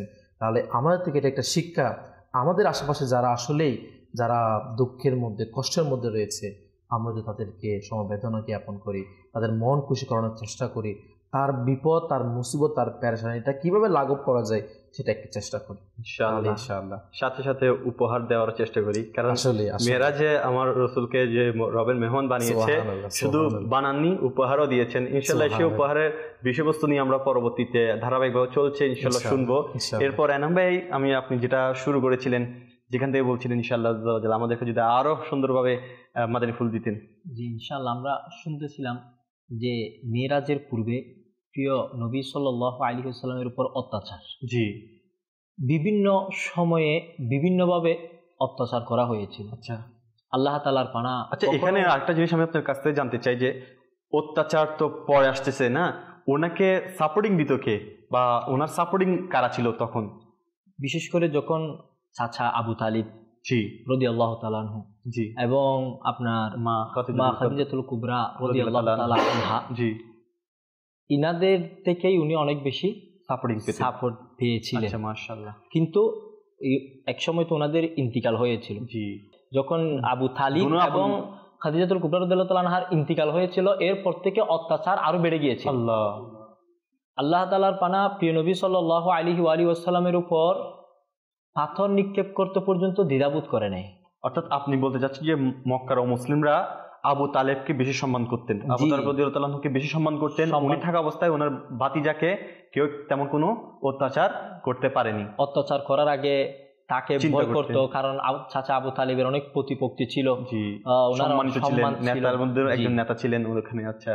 তো ওনাদের ইন্তিকালের পর অত্যাচার আল্লাহ তাআলার পানা এত মারাত্মক পর্যায়ে অত্যাচার করা হয়েছিল যে প্রিয় নবীর উপর পাথর বর্ষণ করতে পর্যন্ত দ্বিধাবোধ করে নেয়।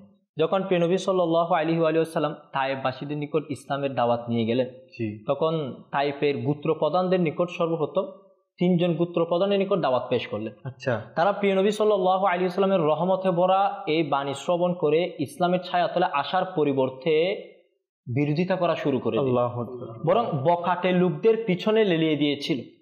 আর সেই বখাটে লোকজন কি করেছে, আল্লাহ তাআলার পানা হাতে পাথর তুলে নিয়ে প্রিয় নবীর দিকে ছুঁড়ে মেরেছিল। আল্লাহ তাআলার পানা প্রিয় নবী সাল্লাল্লাহু আলাইহি ওয়াসাল্লামের উপর শরীর মুবারক থেকে এত বেশি রক্ত মুবারক প্রবাহিত হয়েছে যে পাদুকা মুবারক পর্যন্ত রক্তে রঞ্জিত হয়ে গিয়েছিল। দেখুন তারা কেমন অত্যাচারী মানুষ ছিল। যখন প্রিয় নবী সাল্লাল্লাহু আলাইহি ওয়াসাল্লাম অনেক বেশি রক্তাক্ত হয়ে লুটে পড়লেন, মাটিতে বসে পড়লেন, তারা প্রিয় নবীর 2 বাহু ধরে আবার দাঁড় করিয়ে দিলেন। যখন প্রিয় নবী হাঁটতে শুরু করলেন, তারা আবার পিছন থেকে পাথর মারা শুরু করলেন। আর এখান থেকে আমরা যারা দিনের কাজ করার চেষ্টা করে থাকি, দিনের দাওয়াত দেওয়ার চেষ্টা করে থাকি, আমাদের জন্য অনেক কিছু শিক্ষণীয় বিষয় রয়েছে। তার মধ্যে আমি 3টি শিক্ষাকে নোট করার চেষ্টা করেছি, সেগুলা যদি সময় হয় বলবো ইনশাআল্লাহ। তো প্রিয় নবী সাল্লাল্লাহু আলাইহি ওয়াসাল্লাম পাথরের আঘাত সহ্য করে ভারাক্রান্ত অন্তর নিয়ে সামনের দিকে অগ্রসর হতে লাগলেন। কিছু দূর যাওয়ার পর একটি নির্দিষ্ট জায়গায় গিয়ে যখন উপরের দিকে তাকালেন, দেখতে লাগলেন একটি মেঘ প্রিয় নবীকে ছায়া দিচ্ছে। আর ওই মেঘের মধ্য থেকে জিব্রাইল আমিন এর আওয়াজ আসলো যে সারাংশ হচ্ছে পাহাড়ের ফিরিস্তাদ্বয় উপস্থিত হয়ে গিয়েছে। সুবহানাল্লাহ, ইয়া রাসূলুল্লাহ সাল্লাল্লাহু আলাইহি ওয়াসাল্লাম, আপনার অনুমতির অপেক্ষায় আছি, আপনি অনুমতি দিন, অমুক পাহাড় 2টি তাদের উপর উল্টিয়ে দিব। আল্লাহু আকবার। কিন্তু প্রিয় নবীর সাল্লাল্লাহু আলাইহি ওয়াসাল্লামের রাগ দমনের উপর কুরবান। আল্লাহু আকবার। প্রিয় নবী সাল্লাল্লাহু আলাইহি ওয়াসাল্লামের ধৈর্য ধারণ সহনশীলতার উপর কুরবান। আল্লাহ আল্লাহ। প্রিয় নবী সাল্লাল্লাহু আলাইহি ওয়াসাল্লাম আমাদেরকে কেমন শিক্ষা দিয়েছেন দেখুন। জিব্রাইল আমিনকে সম্বোধন করে বললেন না, অর্থাৎ পাহাড় দ্বয় দিয়ে তাদেরকে আযাব দেওয়ার দরকার নাই। দিলাম কাকে দিনে দাওয়াত দিব না। প্রিয় নবী সাল্লাল্লাহু আলাইহি সাল্লাম বলছেন আমি আশা করছি। জি, কি আশা করছেন? আল্লাহু আকবার। জিব্রাইল আমিনকে সম্বোধন করে বলছেন বরং আমি আশা করছি যে আমার আল্লাহ তাআলা তাদের বংশ থেকে এমন বান্দা সৃষ্টি করবেন যারা শুধুমাত্র আল্লাহ তাআলার ইবাদত করবে। সুবহানাল্লাহ সুবহানাল্লাহ। তো এখান থেকে আমাদের জন্য 3টি গুরুত্বপূর্ণ শিক্ষা। আচ্ছা, একটি হচ্ছে রাগ দমন করা, জি, আরেকটি হচ্ছে ধৈর্য ধারণ করা, আচ্ছা, ঠিক আছে, এবং আপনার প্রতিশোধ নেওয়ার ক্ষমতা থাকা সত্ত্বেও ক্ষমা করে দেওয়া। সুবহানাল্লাহ সুবহানাল্লাহ। এর ফজিলত কি? আমরা যদি হাদিসে পাকের দিকে যাই, যেমন প্রিয় নবী সাল্লাল্লাহু আলাইহি ওয়াসাল্লাম একটি হাদিসে পাকে বলছেন লা তাগদাব ওয়ালাকাল জান্নাহ। সুবহানাল্লাহ। রাগ করিও না, জান্নাত। রাগ করিও না, তবে তোমার জন্য জান্নাত রয়েছে। সুবহানাল্লাহ। আরেকটা হাদিসে পাকের সারাংশ বলছে ধৈর্য ধারণের অন্যতম একটি প্রতিদানই হচ্ছে জান্নাত। সুবহানাল্লাহ। এবং যারা প্রতিশোধ নেওয়ার ক্ষমতা থাকা সত্ত্বেও ক্ষমা করে দিবে, আচ্ছা, তাদের ব্যাপারে কি ফজিলত দেখুন। শ্রবণ করি বর্ণনাটি। হযরত সাইয়েদনা মুসা কালিমুল্লাহ আলা নবিয়ানা ওয়া আলাইহিস সালাতু ওয়াস সালাম আল্লাহ তাআলার দরবারে আরজ করলেন, হে মহান আল্লাহ, তোমার কাছে কোন ধরনের বান্দা অধিক সম্মানিত? আচ্ছা, মুসা নবী আল্লাহ তাআলার দরবারে আরজ করলেন, হে আল্লাহ, আপনার দরবারে কোন ধরনের ব্যক্তি বেশি সম্মানিত? আচ্ছা, তা আল্লাহ তাআলা ইরশাদ করলেন, সারাংশ হচ্ছে যার প্রতিশোধ নেওয়ার ক্ষমতা থাকা সত্ত্বেও তাকে ক্ষমা করে দিবে সেই বেশি সম্মানিত। সুবহানাল্লাহ। দেখুন এই সব গুণাবলীর সমষ্টি আমাদের প্রিয় নবী। সুবহানাল্লাহ। তো আলহামদুলিল্লাহ, আমরা যারা দিনের দাওয়াত দেওয়ার চেষ্টা করে থাকি, আমাদেরও অনেক ঝড় তুফান আসতে পারে, আমরাও অনেক বিপদের সম্মুখীন হতে পারি। তখনই আমাদের উচিত প্রিয় নবীর এই বিপদের কথাকে স্মরণ করা। বরং একটি হাদিসে পাকের মাধ্যমে আল্লাহ রাসূল আমাদেরকে উপদেশ দিচ্ছেন। আচ্ছা, সারাংশ হাদিসে পাকের সারাংশ হচ্ছে যখনই আমরা বিপদের সম্মুখীন হব তখন প্রিয় নবীর বিপদকে স্মরণ করব। সুবহানাল্লাহ। কারণ প্রিয় নবীর বিপদের তুলনায় আমাদের বিপদ বিপদই না, কোনো কিছুই না। যখন আমরা বিপদের সম্মুখীন হব, প্রিয় নবীর বিপদের কথা স্মরণ করলে আমাদের বিপদটা হালকা মনে হবে, হালকা মনে হবে, অন্তরে সান্ত্বনা আসবে। তখন দিনের কাজ করার উপর অটল থাকার মন মানসিকতা তৈরি হয়। এনাম ভাই, আসলে আমি আজকে যে কাউসার ভাই, আমি আজকে স্টাডি করছিলাম যে মেরাজের নবী সাল্লাল্লাহু আলাইহি ওয়াসাল্লাম নিয়ে। তো এই যে আপনি যে ঘটনাগুলো বলছেন, আমারও কিছু পড়ার সৌভাগ্য হয়েছে। যেমন যখন এই মক্কা নগরীতে মানুষ দলে দলে হজ করতে আসছিলেন বিভিন্ন প্রান্ত থেকে, আল্লাহ রাসূল সাল্লাল্লাহু আলাইহি ওয়াসাল্লাম বিভিন্ন কাফেলাতে গিয়ে গিয়ে দ্বীনের দাওয়াত দিচ্ছিলেন এবং আল্লাহ তাআলার ইবাদত করতে বলেছেন অন্যান্য প্রতিমার ইবাদত বাদ দিয়ে। তখন অনেকেই কিন্তু এগুলোকে অ্যাকসেপ্ট করেননি। তো আল্লাহ রাসূল সাল্লাল্লাহু আলাইহি ওয়াসাল্লাম কি ধৈর্য দান করেছেন, রাগ করেননি। আমি তখন এগুলো যখন পড়ছিলাম চিন্তা করছি যে আসলে আমরা সামান্য বিপদ আসলেই আমরা কত প্যারেশান হয়ে যাই, কিন্তু আল্লাহ নবী রাসূলুল্লাহ সাল্লাল্লাহু আলাইহি ওয়াসাল্লাম সে গোত্রে গিয়েছে এবং তাদেরকে অনুরোধ করেছেন যে আপনারা দাওয়াত গ্রহণ করেন নাই কিন্তু কাউকে বলবেন না। উল্টা ওরা সবাইকে লেলিয়ে দিয়েছে, সবাইকে বলে আল্লাহ রাসূল সাল্লাল্লাহু আলাইহি ওয়াসাল্লামকে মাযাল্লাহ অপমান করতে চেয়েছিলেন, কিন্তু আল্লাহ তো আমার রাসূলকে শান ও শওকত দান করেছেন, আলহামদুলিল্লাহ। এখানে কথা একটু অ্যাড করব, সেটা হচ্ছে যে আমার হুজুর জাতকম্পতে যে ঘটনাটা বলছে তাইবের ঘটনা, মায়েশা সিদ্দিকা রাদিয়াল্লাহু তাআলা আনহাকে ইনিও মনে হয় প্রশ্ন করেছিল একবার যে আপনার সবচেয়ে বেশি কষ্টের দিন কোনটা ছিল, তখন এই ঘটনাটা বলেছিল যে তাইবের দিনে যে কষ্টটা আল্লাহর চেয়ে বেশি আর কোনো কষ্ট হয়নি। তো একটা বিষয় বোঝার, সেটা হচ্ছে দেখেন এই সময়ও আমার প্রিয় আকা সাল্লাল্লাহু আলাইহি সাল্লামের এই 63 বছর হায়াতের মধ্যে সবচেয়ে বেশি কষ্টের দিন ছিল, সবচেয়ে বেশি আঘাতপ্রাপ্ত হওয়ার যে দিনটা ছিল, সেই দিনেও আমার প্রিয় আকা সাল্লাল্লাহু আলাইহি সাল্লাম ওই অবস্থায় রাগকে মাথারে কোনো কিছু করে ফেলেননি, কোনো কিছু বলে ফেলেননি, বলার দেরি করার জন্য ফেরেশতারা হাজির। সুবহানাল্লাহ। আমাদের মধ্যে যেটা দেখা যায় সেটা হচ্ছে আমরা আসলে অনেক সময় অনেকে কোনো কিছু করে ফেলার পর আফসোস করি, তো রাগ করার সময় রাগ অবস্থায় যেটা আমরা করে ফেলি না, এটা সবচেয়ে বড় হচ্ছে কি ভুল। ওই সময় আমরা শয়তানের, বলা হচ্ছে না শয়তানের হাতে যেরকম বল থাকে, ছোট বাচ্চা হাতে যেরকম বল থাকে, দিকে ছোট মারে, তো আমরা এই সময় বেশি ভুল করি। আমরা হচ্ছে যখন কোনো কিছু কষ্ট পেয়ে যাই তখন কাউকে সাথে সাথে বদদোয়া দিয়ে দিই, কাউকে সাথে সাথে বলি আল্লাহ তাকে এটা করে ফেলো, রাগের মাথায় অনেক বড় কথা বলে ফেলি। কিন্তু দেখা যায় যেটা মুখ দিয়ে একবার বলে ফেলি, যেটা কাউকে রাগের কারণে একবার হাত দিয়ে আঘাত করে ফেললাম, একবার মুখ দিয়ে বলে ফেললাম, এটা আর কিন্তু ফিরে পাওয়া যাবে না, এটা আর কিছু আপনি ব্যাক নিতে পারবেন না। তাই আমাদের উচিত, এইখানে আমি বলার উদ্দেশ্য এটাই, যখন রাগ আসে তখন নিজেকে কন্ট্রোল করা শিখি আমরা, নিজেকে এটা আমরা মন মানসিকতা তৈরি করি যে না, আমার প্রিয় আকা সাল্লাল্লাহু আলাইহি সাল্লামও অনেক কষ্ট পেয়েছে, যে কষ্টের কখনো তুলনা হয় না। সেই অবস্থায় যদি আমার নবীও যদি কি করতে পারেন, ধৈর্য ধারণ করতে পারেন, তো আমরা কেন চেষ্টা করবো না ধৈর্য ধারণ করার জন্য? তাই আমাদের উচিত এরকম মন মানসিকতা তৈরি করা যে যখন কোনো কেউ আমাদেরকে বড় কথা বলে ফেলে বা কোনো আঘাত করে ফেলে, ধৈর্য ধারণের অভ্যাসটা কি রাগকে কন্ট্রোল করার চেষ্টা করি ইনশাআল্লাহ। মাদানী চ্যানেল দর্শক আসলে রাগকে কন্ট্রোল করতে হবে। দেখুন আমরা আজকে সম্মানিত ব্যক্তির কথা যারা বলা হয়েছে না, যে আল্লাহ তাআলার দরবারে তারা সম্মানিত যারা কি করেন, প্রতিশোধ নেওয়ার ক্ষমতা থাকা সত্ত্বেও ক্ষমা করে দেন। অর্থাৎ আপনার রাগ এসে গেলেও আপনি প্রতিশোধ নিলেন, এমনটি নয়। দেখুন সম্মানিত ব্যক্তি, আমরা তো আজকে মনে করি যারা বিভিন্ন পদ পদবি পেলে তারাই সম্মানিত এবং তারাই, তাদের মধ্যে ক্ষমতা এমন একটা জোশ খেলা করে, তারা চাইলেই কি করতে পারে, প্রতিশোধ নিতে পারে। তো এমন ব্যক্তিরাও আমি বলবো যে দেখুন রাগকে দমন করুন এবং ক্ষমা করে দিন, এটা আমার নবীর সুন্নত। আমার নবী রাসূলুল্লাহ সাল্লাল্লাহু আলাইহি ওয়াসাল্লামের মর্যাদা তো অনেকগুলোই আছে, কি বলবো। যেমন আবু জাহেল যখন একজন প্রবাসী অর্থাৎ এই পথিক এসেছিলেন, উনি ওখানে বণিক করেছিলেন, এর থেকে ওট ক্রয় করে টাকা দিতে হিমশিম খাচ্ছিলেন। তো আমার তখন ওই পথিক যে বণিক এসেছিলেন বাহির থেকে, সে ওই মক্কার যারা বড় বড় নেতা ছিল তাদের কাছে গিয়ে বললো, আমাকে এই ব্যক্তি আমাকে কি পেয়ে, ভিনদেশি পেয়ে আমার অর্থগুলো দিচ্ছে না, করছে, গরিমসি করছে, আপনাদের মধ্যে কেউ কি নিয়ে দিতে পারেন। তো তারা জানে আবু জাহেল আর আমার রাসূল সাল্লাল্লাহু আলাইহি ওয়াসাল্লামের অবস্থা সম্পর্কে, তারা বিদ্রুপ করার জন্য, হাসি তামাশা করার জন্য আমার রাসূল সাল্লাল্লাহু আলাইহি ওয়াসাল্লামকে দেখিয়ে দিয়েছেন। কিন্তু সেই ভিনদেশি বণিক আমার রাসূলের কাছে আশা নিয়ে গিয়েছিলেন, কিন্তু নিরাশ করে নাই, আলহামদুলিল্লাহ। সাথে গিয়েছেন বলে চলো, আবু জাহেলের দরজায় নড়া দিয়েছেন। নড়া দেওয়ার সাথে সাথে ভয় ও আতঙ্কিতে আবু জাহেল কি হয়েছে, বের হয়ে এসে যখন আমার রসুল মকবুল সাল্লাল্লাহু আলাইহি ওয়াসাল্লাম বলছেন আপনি ওনার পাওনা বুঝিয়ে দিন, সাথে সাথে বলে অপেক্ষা করুন, আমি বুঝিয়ে দিচ্ছি। একজনকে পাঠিয়েছিল মক্কার ওই দুষ্ট চক্র যারা ছিলেন, যারা এই দৃশ্যকে হাসি তামাশা বানাতে চেয়েছিলেন, তারা একটা ব্যক্তি পাঠিয়েছেন।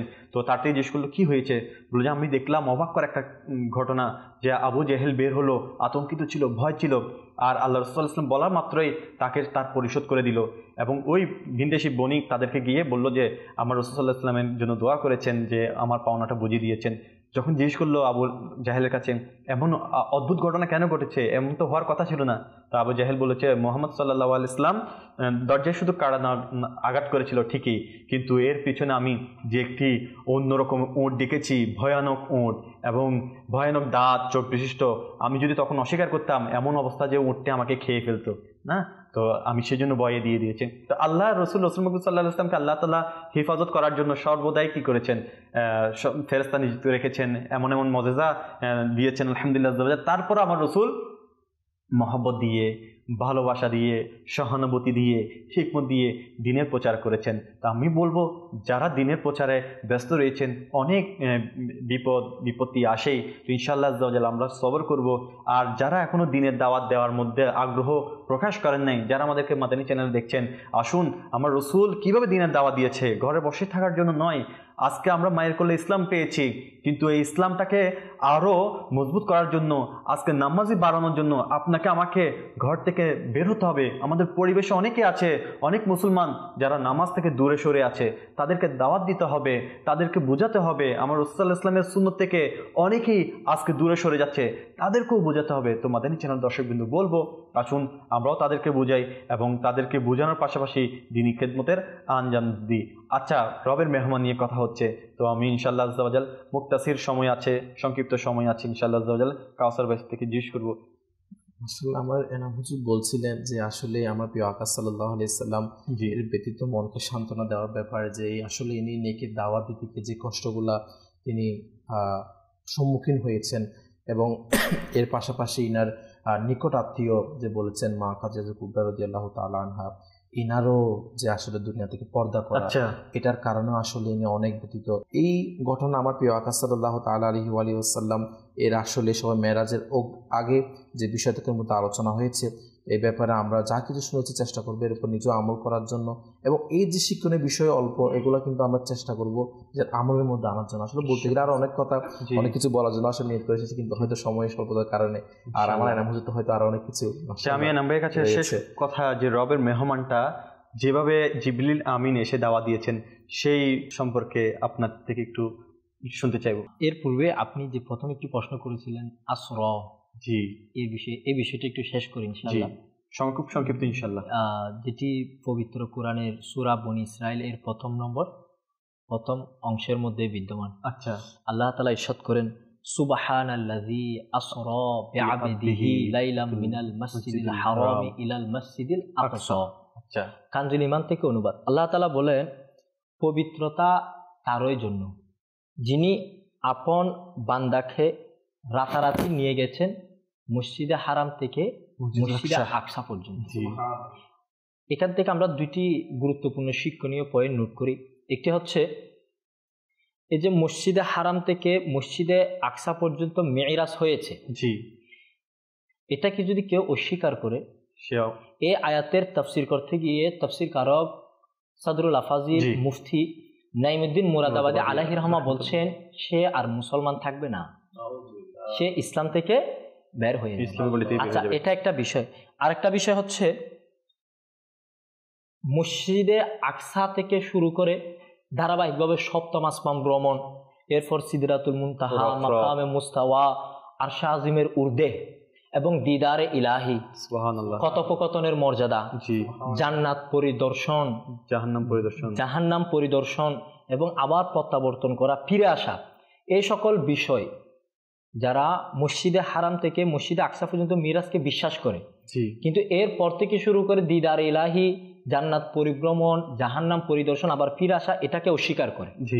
তো মুফতি নাইমুদ্দিন মুরাদাবাদী আলাইহির রহমা বলছেন তারা পথভ্রষ্ট হয়ে যাবে, এবং গুনাহগার হবে। তার কারণ হচ্ছে এটা যে মসজিদে আকসা পর্যন্ত মিরাজ হয়েছে, এটা নসে কুরআনী, মানে স্পষ্ট কোরআনের উদ্ধৃতি দ্বারা প্রমাণিত। সুতরাং এটাকে অস্বীকার করার কোনো সুযোগ নেই। সাথে সাথে এরপর থেকে যা বললাম, এটাকে অস্বীকার করার কোনো সুযোগ নেই, কারণ আমরা জানি মূলনীতি চারটা। কোরআনের পরের মূলনীতি হচ্ছে আহাদিসে মুবারাকা। তো এই মসজিদে আকসা থেকে শুরু করে দিদারে ইলাহি, আবার ফিরে আসা, এই সব কিছু বিভিন্ন আপনার নির্ভরযোগ্য, গ্রহণযোগ্য, সহি, বিশুদ্ধ হাদিস দ্বারা প্রমাণিত। এমনকি নাঈমুদ্দিন মুরাদাবাদী আলাইহির রহমা বলছেন ওই হাদিস সমূহ হাদিসে মুতাওয়াতির পর্যন্ত, সুবহানাল্লাহ, হাদিসে মুতাওয়াতির এর কাছাকাছি পর্যন্ত পৌঁছে গিয়েছে। আচ্ছা, সুতরাং যারা এগুলাকে অস্বীকার করবে তারা পথভ্রষ্ট হয়ে যাবে। জি, সুতরাং আমাদের ইসরা কোরআন দ্বারা প্রমাণিত, মেরাজ হাদিস দ্বারা প্রমাণিত। জি জি, আপনারা সবাই জানেন জিবরিল আমিন আলাইহিস সালাম এসেছেন আমার নবীর দরবারে এবং মেরাজের মুজিজা শুনিয়েছেন। তো এটা খুব একটা তখন কি একটা অবস্থা যে হাতিমে কাবাই আমার রসুল মুহাম্মদ সাল্লাল্লাহু আলাইহি ওয়াসাল্লাম শুয়ে আছেন, তাশরিফ নিয়ে আছেন, চোখ জিমু জিমু অবস্থা। এমন সময় জিবরিল আমিন এসেছেন আর সকল কিছু স্তব্ধ হয়ে গিয়েছেন। আর ওই রাতেই মেহমানের সুসংবাদটি শুনিয়েছেন। মাদানী চ্যানেলের দর্শকবৃন্দ, আজকে আমরা মেরাজের মুস্তাফা সাল্লাল্লাহু তাআলা আলাইহি ওয়াসাল্লাম অনুষ্ঠানে রবের মেহমান অর্থাৎ মেরাজের সুসংবাদ পর্যন্ত কেন, আসলে এর পিছনে হিকমত কি? এটাই যে অনেক অত্যাচার, নিপীড়ন এবং অনেক আঘাত, প্রিয়জনকে ইন্তেকাল হওয়ার কারণ দুইজন প্রিয়জন ছিলেন। একজন মা খাদিজাতুল কুবরা রাদিয়াল্লাহু তাআলা আনহা, যিনি সর্বসময় আমার নবীকে কি করেছেন, পরামর্শ দিয়েছেন আর্থিকভাবে, মানসিকভাবে। সর্বদা ওহী যখন নাজিল হচ্ছে তখন থেকে শুরু করে সকল সময়ে সঙ্গ দিয়েছেন। তিনি যখন দুনিয়া থেকে পর্দা করেছেন, এরপরে আবার আবু তালেব যিনি দুনিয়া থেকে পর্দা করেছেন, যিনি থাকা অবস্থায় কেউ সাহস পাননি আমার সাল্লাল্লাহু তাআলা ইসলামকে কোনো কিছু বলার এবং হুঙ্কার করার, এমন কারো সাহস পাননি আবু তালেব থাকা অবস্থায়। এরপরে যখন এই দুজনের ইন্তেকাল হয়েছে, আমার নবী রাসূল সাল্লাল্লাহু আলাইহি ওয়াসাল্লাম একেবারে একা হয়ে গিয়েছিলেন এবং অনেক অত্যাচার সহ্য করেছেন। অনেক কিছু সহ্য করার পরে যখন আমার নবী রাসূল সাল্লাল্লাহু আলাইহি ওয়াসাল্লাম আল্লাহ তাআলার ধ্যানে মগ্ন হয়ে গিয়েছেন, সে সময় একটু সান্ত্বনা দেওয়ার জন্য, প্রশান্তি দেওয়ার জন্য একেবারে এমন একটি মজাজা দেখিয়ে দিলেন যে আমার রাসূল আলহামদুলিল্লাহ সেটি কিয়ামত অবধি তার আলোচনা চলতে থাকবে। আর আমরাও ইনশাআল্লাহ আযাওয়াজাল আলোচনা করতেই থাকবো। মাদানী চ্যানেল দর্শকবৃন্দ, আজ রবের মেহমান এই বিষয়টি নিয়ে আলোচনা করা হয়েছে। ইনশাআল্লাহ আগামী পর্ব মাদানী চ্যানেলের পর্দায় আবার এই মেরাজে মুস্তাফা সাল্লাল্লাহু আলাইহি ওয়াসাল্লাম অনুষ্ঠান নিয়ে ইনশাআল্লাহ ধারাবাহিক বিষয় নিয়ে আলোচনা করা হবে। আপনারা সবাই ইনশাআল্লাহ আযাওয়াজাল মাদানী চ্যানেল দেখার নিয়ত করুন। বৃহস্পতিবার ছাড়া ইনশাআল্লাহ সবে মেরাজের রাত আসা পর্যন্ত এই অনুষ্ঠানটি ধারাবাহিকভাবে চলতে থাকবে। আপনাদেরকে আগামী পর্ব দেখার দাওয়াত জানিয়ে কোনো নতুন মুবাল্লিগ ইনশাআল্লাহ আযাওয়াজাল আমাদের মাঝে উপস্থিত হয়ে আবারও অন্য বিষয় নিয়ে আলোচনা করবে। ততক্ষণ পর্যন্ত আমরা অপেক্ষা করি এবং মাদানী চ্যানেল দেখতে থাকি। সবাই সুস্থতা কামনা করে এখানে শেষ করছি। সাল্লু আলাল হাবিব সাল্লাল্লাহু তাআলা আলা মুহাম্মদ সাল্লাল্লাহু তাআলা আলাইহি ওয়াসাল্লাম। আকসার বাহন পৌঁছে যখন জিবরিল বলেন তাকবীর, সেখানে পড়লেন নামাজ সব নবী শেথা, সুলতানের রাসূলের পিছনে